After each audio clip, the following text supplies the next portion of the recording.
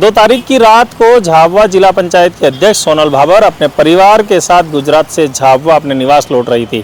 तभी रास्ते में मसूरिया गांव के पास में उनके वाहन पर अज्ञात हमलावरों ने हमला कर दिया।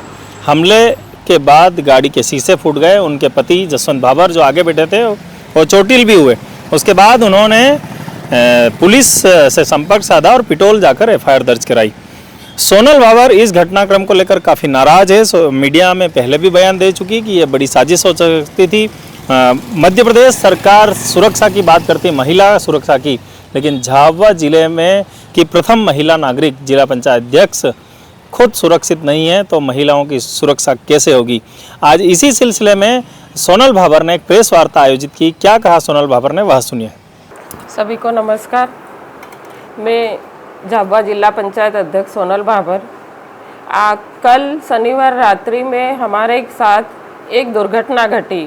मैं ये कहना चाहूँगी कि जो हमारे साथ दुर्घटना घटी ये किसी के साथ भी नहीं हो, क्योंकि जब हमारे ऊपर हमला हुआ तो मेरा पूरा परिवार गाड़ी में बैठा हुआ था। तो हमलावरों ने जिस समय हमला करा तो मेरे पूरे परिवार को टारगेट करके हमारे ऊपर हमला किया गया। और जहाँ पर अक्सर मैं बैठती हूँ या मेरे पति बैठते हैं वहीं पर उन्होंने पत्थरबाजी करी। और पत्थर का निशाना इतना सटीक था कि अगर इंसान आगे झुककर बैठता है तो उनका सिर पे चोट लगने के पूरे चांस बने हुए थे। और जब हमला हुआ तो अचानक हम इतने सदमे में चले गए और बच्चे भी थोड़ा डर गए। पर व्यवस्था देखते हुए और सुरक्षा देखते हुए हमने वहाँ पे गाड़ी रोकना उचित नहीं समझा और हमने सुरक्षा देख के आगे 2-2.5 किलोमीटर आगे गाड़ी रोकने का निर्णय लिया। जब हम गाड़ी आगे की ओर बढ़ा रहे थे तब पीछे से 2 बाइकें हमारा पीछा कर रही थी। तो जिन्होंने पत्थरबाजी चालू करी थी वही शायद हमारे पीछे लग गए थे। पर हम ऊपर जाके और सेफ जगह पे जाके हमने गाड़ी रोकी और पीछे से 4 गाड़ियां आई और साइड में होके निकल गई। जब ये गाड़ियां निकली उस दरमियान में मेरे पति के चेहरे पे खून आ गया था काफ़ी। तो हम खून साफ करने में और उनको संभालने में लगे हुए थे ताकि नंबर वगैरह हम देख नहीं पाए। यही देखते हुए फिर हमने एसपी साहब को फ़ोन लगाया, एडिशनल एसपी को फ़ोन लगाया और उनको सूचित किया गया कि हमारे साथ ये घटना घटी है। और फिर 10-15 मिनट बाद वहाँ पर पुलिस भी पहुँची और टीआई साहब भी पहुँचे और एसआई मैडम भी पिटोल से पहुँची और उन्होंने सारी चीज़ें करी। पर मेरा प्रशासन से एक महिला होने के नाते और एक महिला जनप्रतिनिधि होने के नाते मैं प्रशासन तक ये बात पहुंचाना चाहती हूं कि भाई मुख्यमंत्री जी और गृह मंत्री जी और आईजी डीआईजी सभी को मैं कहना चाहूँगी कि महिलाओं को आप आगे लाते हैं तो महिलाओं की सुरक्षा की जिम्मेदारी किसको है। ये तो अच्छी बात है कि मेरे पति साथ में थे, मेरे बच्चे साथ में थे, अगर नहीं होते तो हमारे साथ क्या दुर्घटना घट सकती थी।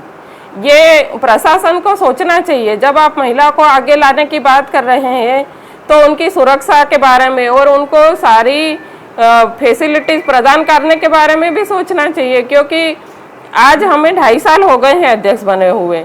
हमारी सारी चीज़ें जैसे प्यून होना चाहिए और सारी फैसिलिटीज़ होना चाहिए वो कहीं कहीं तक हमें परे है, हमको दिखती ही नहीं है। पर आज ये दुर्घटना घटी, अगर प्रशासन ने हमें सुरक्षा कर्मी दिया होता या हमें हमारी सुरक्षा में चूक नहीं हुई होती तो शायद ये घटना टाली जा सकती थी। तो मैं आप लोगों के द्वारा, मीडिया के द्वारा मैं मुख्यमंत्री जी और गृह मंत्री जी तक ये बात पहुंचाना चाहती हूं कि महिलाओं को अगर जनप्रतिनिधि बनाया जा रहा है तो उनकी सुरक्षा की जिम्मेदारी भी आप ले।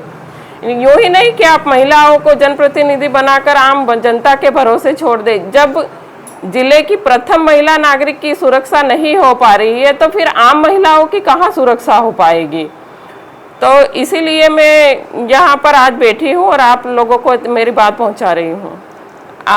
उसके बाद हमने घटना होने के बाद हमने पिटोल में तुरंत उसी रात में मेडिकल भी करवा लिया था और एफआईआर भी करवा ली थी, मौका मुआयना भी करवा लिया था और सारी चीज़ें हो गई थी। पर घटना के 40 घंटे बीतने के बाद भी अभी तक कोई सुराग नहीं मिला। तो अभी 1 घंटे पहले हम एसपी साहब से मिले थे और उन्हें निवेदन भी किया कि साहब आप जल्दी से जो भी रिजल्ट है वो सामने आ जाए, ताकि जिलेवासी जो वो भी चाह रहे हैं कि देखो जिले के जनप्रतिनिधि के साथ, महिला जनप्रतिनिधि के साथ जो घटना हुई है उन्हें न्याय मिले। तो ये हमने निवेदन करा कि आप सर हमें रिजल्ट दीजिए। देखिए, जब से हम 2.5 साल से अध्यक्ष बने हैं तब से मुझे नहीं लगता कि प्रशासन ने हमें कोई मौका दिया हो कि हम आप लोगों को बुला के और प्रेस कॉन्फ्रेंस करा लें। और आज भी मैं कर रही हूँ, मैं मेरी सुरक्षा के लिए कर रही हूँ, है ना, क्योंकि मुझे सुरक्षा ही प्रदान नहीं की गई। आज भी प्रेस कॉन्फ्रेंस करने का मेरा ये है कि भाई कम से कम सुरक्षा तो मिले। अब जान है तो जहान है, बाकी चीज़ें तो ये दे नहीं रहे हैं। देखिए, हमारे किसी से ना ही तो पर्सनल कोई दुश्मनी है और प्रोफेशनल सारी चीज़ें तो वो तो पूरे ज़िले के सामने ही है। सारी चीज़ें तो हमारा किसी के साथ सामान्य विवाद या ज़्यादा कोई विवाद, कुछ भी विवाद नहीं है।